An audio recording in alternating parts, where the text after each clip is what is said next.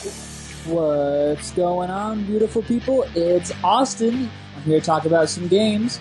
Today, I am in studio for the first time. Very exciting stuff. We have a lot to talk about. So, you know what? Let's just get right into it. So first, I kind of want to talk about, since now you can see me in person in studio, you might have to get used to it. I want to give you sort of an introduction of my history in playing video games. So, earliest memory I have playing video games, if anything, would be I was around 4 years old. I was playing the original PlayStation. Playing the original Gran Turismo. It's a car racing game. I played that with my sister, and one memory I have of that game was we would always fight over like a race to see who would get a certain car so we can race against each other. It was a red sports rally car. It could also be on a street race also. That was probably the coolest thing ever. It was always trying to get that car. I know that my dad, he preferred a yellow Jaguar. That was his custom car. It was called, yeah, it's my car. I built it. And it was really something that we never touched because he said if you touch it, you're going to mess with it and then he'll be upset. So we never really did that. But ever since then, I always had, either a console in my hand or I was playing on TV, whether it's the original PlayStation, the PlayStation 2, a GameCube, Nintendo Wii, Xbox 360. I was playing everything. And I especially loved the little handheld ones such as the Game Boy Color, Game Boy Advance SP, the original Nintendo DS. I still have it. It's basically like a brick now compared to the 3DS. I have that. And then we also played on the Nintendo Switch, which is the newest one. That's a lot of fun too. Unfortunately, because I have a really awesome, expensive gaming computer that I built myself, I don't really touch it that often, but I still enjoy it here and then, so it's always a good time. So today, we're going to talk about a couple news things at first. I have 3 things I want to talk about, and I'm going to talk about my experience, what it's like, being at an esports event. So if you remember the last couple episodes on YouTube, I have talked about what esports is, what Twitch is. So I'm going to talk about what it's like being there live in person. I'm going to compare it to going to a concert, going to an event, a convention, something like that. It's going to be awesome, and I'm going to just describe how I felt, where I've been, what I've seen, and the pros and cons of it. There's a couple of them. So in first news, DrDisrespect, who's a famous, huge streamer on Twitch.tv, he was banned a month and a half ago, and the biggest controversy is no one knows why. And so after a month and a half of speculation, he put on his Instagram a random song, and what he did was he teased going live again. He was going to go live one more time, but no one knew where. And it turns out some people did some digging, some research, the real fans of the doc, and they found him on YouTube. So he went live on YouTube a couple days ago for the first time, had over 500,000 viewers in his first broadcast. In the first 10 minutes of his broadcast, he stares right into the camera, like I'm doing right now, looks right at the camera and says, "I still don't know why I got banned." And it's still up in the air. No one understands why. He never got an email, no communication. But so now he's streaming on YouTube. But what's really interesting about this is when he was on Twitch, he was on a contract with Twitch. So he had to stream there, he had to promote there. Everything he had to do was through Twitch. But now he's on YouTube with no contract. So he's free to stream on YouTube. He can stream anywhere he wants on Instagram, even here on Facebook Live like we're doing right now. He can stream anywhere. It's great. He streamed also today, but he hasn't played any games yet, which is really nifty. He's just talking to his chat, letting them know, hey, I'm here. I'm not going anywhere. I'm sorry I've been gone so long. If anything, he's making up the time he left. And other news, if I can pull up my news real quick. Sorry about that. Crash Bandicoot 4, the next sequel to the game, released some more footage for the gameplay. And it's also released a little different things you can do within the world of the game. Crash Bandicoot was an original trilogy for the original PlayStation as well.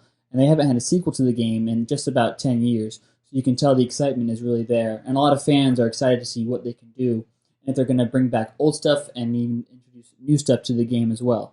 They announced that you can play as his Crash Bandicoot sister, Coco, in the game, which is cool, but what's different from last time, from the old games, was you can play as Coco through the entire game instead of only certain levels, and that really changes the dynamic of the game. You can choose your character, as well as you can have different outfits throughout the game. And what's really nifty, which I found out, was after you beat the game originally in Crash Bandicoot 4, you can replay the game, sort of a new game plus version where it's a little bit harder. But each level looks a little bit different now. So there's different filters on it. It's like one of them, you're walking through a comic book strip. Another one is underwater instead of above ground. It's really nifty. It's really cool. I honestly can't wait to play it. I've been a Crash Bandicoot fan my entire life. My whole family can vouch for me. they released the the Insane Trilogy, when they remastered the original 3 games, I bought the game. I still haven't beat the first one because it's still a hard game today, but I really enjoyed it as a game. It's probably one of my favorite games of all time. Definitely top 5. And last for news, Fall Guys. It's a new battle royale game. So a battle royale first is a 1 versus 99 other players, or it can be in teams as well. That game is what it does is it puts you against a whole bunch of different players. But this game, Fall Guys, it has a new relaxed kind of feeling. What it really does is it kind of just takes the stress away of a battle royale, such as Call of Duty Warzone, Fortnite, PUBG. It takes away all the stress of that. And what it does is it lets you have fun. If anything, it's a party game you can play with your friends at home, online. They have it for PlayStation, Xbox, as well as PC. A lot of streamers on Twitch have been playing it recently, and they just consider it, just a nice, fun game they can relax to with their chat and watch. No one really takes it too seriously. I watched gameplay of it this morning for the first time, in my opinion. It looks like a lot of fun, and I believe that it could stick around for a while. How long? Not too sure. But hey, that's how new games are. You never know how long they could last. So that's about all I have for gaming news. As a reminder, since we're doing a live in-studio show, you can call into the show, and I can answer your questions, or we can just have a quick chat about some games. If you have anything to talk about, you can call at 951-409-5667. That's 951-409-5667. You can call in. You can talk about anything you want. Happy to talk about games. Happy to give advice, feedback, or if you want to know what kind of game to get your kids or something for their birthday or for Christmas coming up, I can help you out. I like to think I know my games. It just depends on what we're talking about. So now we're going to dive into something I like to call the Esports Experience live. So like we're here live in studio, they have esports events that are live as well in studios. So I'm going to take you back to about, I think it was 2014, 2015. I just got into PC gaming, and there's this game called League of Legends, which I talked about before. And they had every Saturday and Sunday they had matchups in studio in Los Angeles, which is really awesome. And I went to one of them. It was week 5, day 2 of the summer split, the second half of the season. And the big main event was they pitched 2 of the best teams who had the biggest rivalry for the last 4 or 5 years. Team Solo Mid, Logic Gaming. That was the main event. Everyone was going to see that match. And I went from my house. It's about a 2-hour drive in downtown LA to go to the studio. I waited in line outside in 95 degree heat for about an hour and a half. Got into the studio, and it is a whole different feeling. It's something I've never seen before. They have a big stage for all the players with 5 computers lined up for each team, a big projector for the fans to watch there. And they had over 100, maybe 200 seats for the fans to sit in. And it really just felt awesome to be there because you sit and you're watching something from your couch and you're like, oh, I always want to go there. Like you're watching a sports game, you're watching the World Series. I can't wait to be in that environment. When I was in the environment of watching pro gaming for the first time, it honestly changed my life. It changed my whole aspect of what pro gaming is, and also what it could be. I've always been a strong stander of that esports could be featured live on television, such as ESPN, ABC, any major network. So I'm really looking forward to how it can expand. But going back to 2014, I'm sitting in my chair. It's the last game of the day. It's I want to say 4 or 5 o'clock. The arena's half empty, and I felt really bad for the players that were playing because there's 2 teams that no one really knew about or were even tough in the standings. But one thing that got me was they had a timeout in the middle of the match. And I'm lounging back in my chair like I am now, just enjoying myself. And I look over at one of the players, and one of the players is staring right at me in the eyes. He just looked at me, and he just gives me a golden nod, what's up? And I said, oh, hi. I waved, and he waved right back. It was awesome. It was a little moment in that really made it awesome. What also made that night awesome was I could, after each game that was played between the 2 teams, you go outside of the studio, you line up, and you can take a photo with your favorite team from that match. And so what I did was I was first in line for the first 2 teams. I met Cloud9, I forgot the second team's name, but the third team was TSM, my favorite team of all time. I'll always be a fan of TSM. I was third in line, and I saw them come out of the studio after the game they just won. I just remember getting butterflies in my stomach. I was so excited. Meanwhile, these guys are either my age or just a little bit older than me by like maybe 2, 3 years. And it's finally my turn to get in line. I have my phone ready for a picture. I hand it to my friend Dennis, who I went with. And I walk up to him and I'm just like, hi, hi. And they asked like, what's up? And I got in between them, put my arms around them, took a quick photo, said, great job today, guys, big fans. They said thanks, and I walked away. Walking back into the studio, I was a little kid. I was jumping up and down. I was so excited. There's nothing I'd never seen before. It's like meeting your heroes, but meeting your favorite gamers. It's a whole different feeling. So that was the Riot Games League of Legends experience I had. And now I want to take you to around 3 years ago. I went to the Overwatch League series in Los Angeles as well. Overwatch is a completely different game. 6-on-6. You can play different shooters, snipers, and stuff, and you have to get certain objectives for your team. I went with three or four of my best friends from high school. We were all in college, so this was something I could do on my winter break. I was really excited to hang out with them. 2.5-hour drive to Burbank. We were in the CBS studios. We were in the same studio where The Price is Right was originally filmed at. So it really had an awesome feeling because as a TV person who watches TV, I like to know my history. I was excited to be in there. My friends, not so much. They were more caring about the games. But you walk into the Overwatch League studio, and it knocked Riot Games out of the park. They basically, it's a whole reverb of something I've never seen before. Big screen in the background, LED screen that moves along with it. They had a small stage for the players. They had so much seating for all the fans to watch. There's probably at least 300 people in there. Each fan got boomsticks to bang during the game. They had different giveaways during, in between games. It was honestly even better than going there. The only problem was you couldn't meet the players if I had to compare the two, and you couldn't really have enough, I want to say, access to them unless you bought more expensive seats. Whereas if you're at the League of Legends event, one price buys all. You just depends on what time you get there, you get the better seat. So I would say that the Overwatch League studios, way nicer, bigger production quality. But when you compare it to what you can do and what you cannot do, it's a whole different process. But now I want to take you to my favorite esports event I've ever been to. I talked about it in my last video. It was the League of Legends World Championship when they were in the U.S. So I used to go to school in the Bay Area of California. I went to school in Hayward, and League of Legends brought their World Championship group stages, the opening stages, 16 teams. They brought that to San Francisco. Bill Graham Civic Center or Arena, something like that. I forgot what to call it. But I was there, and I took a 20-minute BART ride with my friend Marcus. And it just, you walk into the Bill Graham Civic Center, and there's just nothing but fans walking around, different kinds of merchandise. People are cosplaying, dressing as their favorite characters. You get into your seat, you're sitting there, and it has like a 2-hour countdown on the projector. But in the meantime, you're just thinking, it's going to go by like that, because I can't wait to watch the best players in the world go at it. And then when the matches started, I just remember the roar of the crowd just went from the back of the room all the way to the front of the stage. And it just felt like you were sucked into a different world. I felt at home. I felt like I belonged. I was with a bunch of fans. I knew I was going to see the best gamers in League of Legends at that time. I was super excited. And me and my friend Marcus were so excited that weekend. We went to Friday night, Saturday night, and Sunday night of the second week.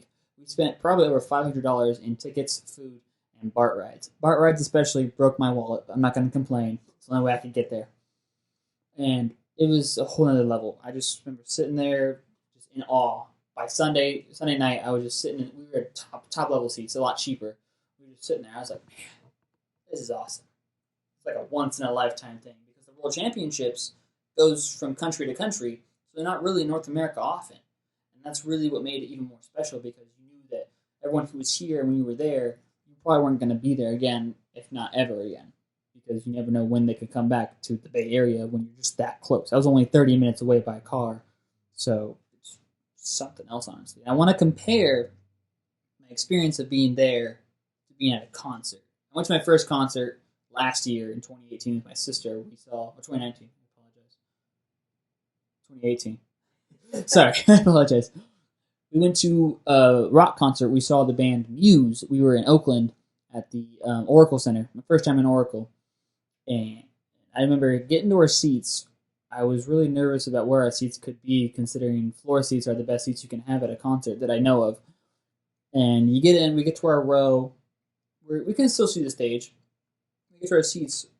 We got middle seats, middle row, in like the stadium scene of Oracle.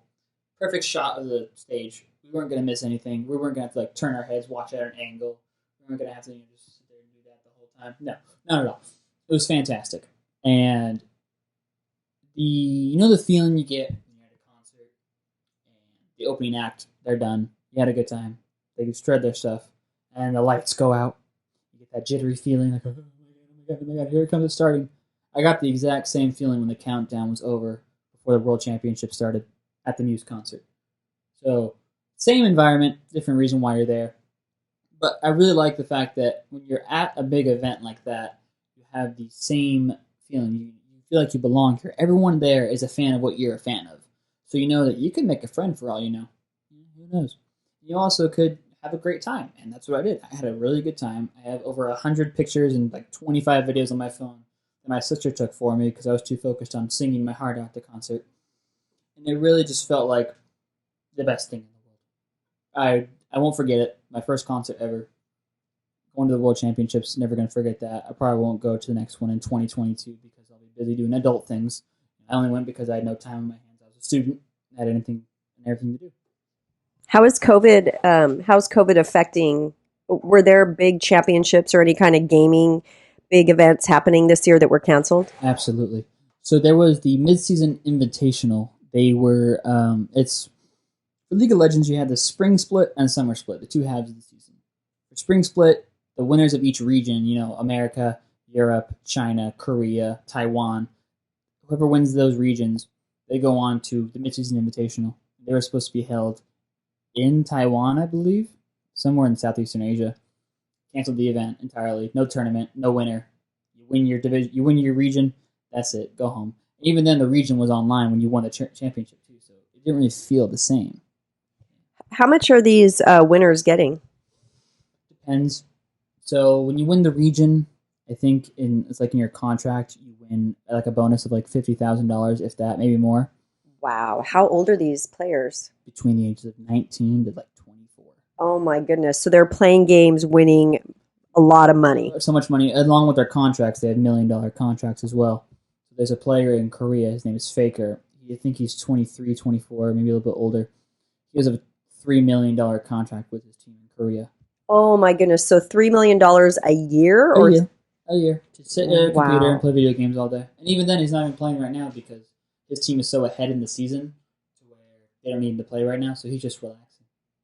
Wow. Mm-hmm. So everybody around the world, nobody's playing in big events. No, there's no live arenas right now, no. I know that for the World Championship for League of Legends, when they go to Shanghai, they want to incorporate fans into it. Without the fans, it just is not that same excitement. Same can be said for national sports right now, but that's based on opinion. I know that they want to incorporate fans in Shanghai. They want to do it safely, so they're probably going to do like limited attendance. Mm-hmm. So maybe a third of the audience, maybe half, socially distanced apart, because we all know China's the hot spot, right, where it started, and they can control it. But at the same time, you still have to be safe. Mm-hmm. So I hope there's fans. If not, I'm still going to watch it. It just depends on what time. Oh, okay, so that's how they're evolving, because like all music stuff is evolving because of COVID and stuff. So they're still having events. Mm-hmm. There's limitations and safety regulations. They have their weekly events. They have their weekly matches for their leagues. They're still putting them on. It's all online, but to make the fans still feel, I guess, like they're there, they had the team when they're playing their games have a webcam on, and just so they can see their faces when they play. Because a few months ago during the spring split, they only had people with no cams on, so you were just looking at the game with people talking over it, commentating. Mm-hmm. Now you have the players' cameras on, so you can see their reactions and stuff. So that really brings more life. It brings more lifelike. Got it. That helps a lot too. Awesome. So I believe that's all I have to talk about.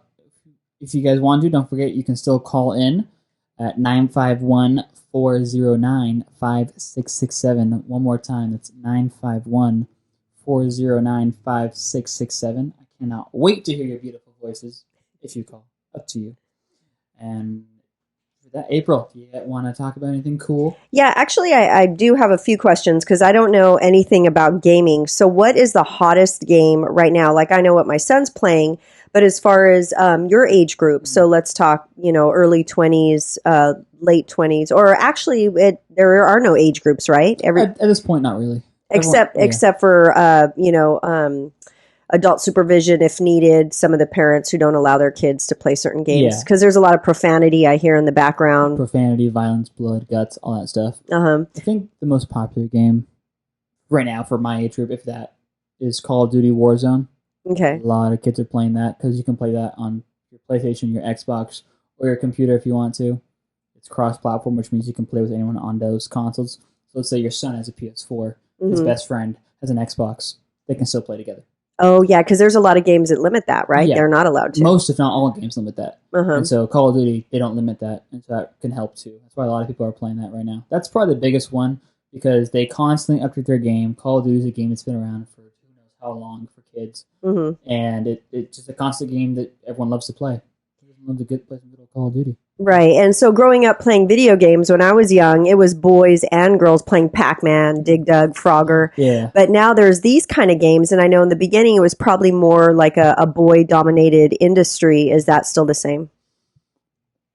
I don't think so. One of the highest-selling single-player games this year was The Last of Us 2.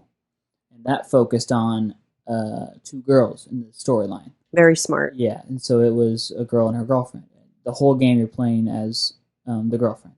Oh, okay. Yeah, and you're trying to find. I haven't played it, but I think you're looking for the main character from the first game because you're also centered around that little girl in the first Last of Us. So I think the games are evolving to where they have female leads. Like I said earlier with Crash Bandicoot 4, you can play as a female lead for the whole game. Whereas in the late 90s, early 2000s when that game came out, you could only play as Coco, his sister, like 2 or 3 levels a game. Got it. And the other question I had was, it just slipped my tongue. But so when people are playing these games, I know a lot of them, like you, what you're doing right now, they're talking on YouTube. They're, you could see on Twitch them playing the games. You see their screen. Yeah. What's your favorite, if you have one, YouTube player, and do you watch that stuff, or is that more for the younger crowd? I have a favorite streamer, yeah. My favorite streamer right now is probably Tim the Tatman. Tim the Tatman? Yeah. Because he has tattoos. A lot of tattoos. All over his arm, all over his chest. He's got one in his thigh, too. He just got a new one on his hand. It's a big rose, and he has like a bunch of thorns going through his knuckles. So he's probably my favorite, only because he's been around so long. I remember when I first discovered Twitch in high school, he was averaging maybe less than 1,000 viewers. That's how long Twitch has been out? It's been out. It wasn't even called Twitch when it first came out. It was called Justin.tv. Oh. And then it became Twitch, and then Amazon bought Twitch, and now Twitch has become a whole empire of video gaming. And so, Tim, he had less than 1,000 viewers when I was watching him. My sophomore year of high school, that was probably like 6-7 years ago. Now, this morning, I was watching him. He had 35,000 people watching him. Wow. Yeah, I can't even imagine trying to keep track of that kind of chat. Read. Yeah, so that would be my next question before we go. So these people, they have 35,000 people, so it just doesn't happen overnight. It's gradual. It's a commitment. A lot of people, like a lot of big streamers, they always say, if you want to get into streaming, you want to become big, you got to commit. Have a schedule. Never slack. Don't get like depressed about it. Always act like when you're you talking lose. to someone. Yeah, when you lose, when you're streaming, you're on your 8th hour of streaming and no one's watching. You can't get depressed about it. Act like you're talking to someone no matter what. And that's something I took that advice and I applied it to a 24-hour charity stream I did in May. After I graduated college, I did a 24-hour charity stream on Twitch, on my Twitch channel. I don't get a lot of viewers. You raised a lot of money, huh? I saw that on your socials. I did. I raised $1,300. Well, I didn't raise it. My friends and family and people who watched me helped me raise it. Congratulations. Thank you. And what I did from like the hours of like 1 a.m. to 6 a.m., the hard hours when no one was there, I just kept talking, kept myself busy, act like I had a viewer with me, and I kept it moving. You can't falter. You can't give up. On any dream, basically. You can't give up on it. You want to be a pro streamer? You got to keep going. You can't give up on that dream. That's crazy to do that. That's a lot of commitment and a lot of patience. And so this is really cool. You know what we need to have, Austin? We need to have a split screen next time you come in where we could show video of actually what you're talking about. Absolutely. That's what we need. And this segment is so we can see what we need Exactly for the future, how to move forward. I understand that completely. Yes. Well, that's going to be the end of the show. This has been Gaming with Austin. Had a lot of fun. This was an awesome experience. I've never done something like this before. Hope you guys enjoyed it. I'll see you all next time. I hope you have a great night. Stay safe. Wear a mask too, please. Thank you.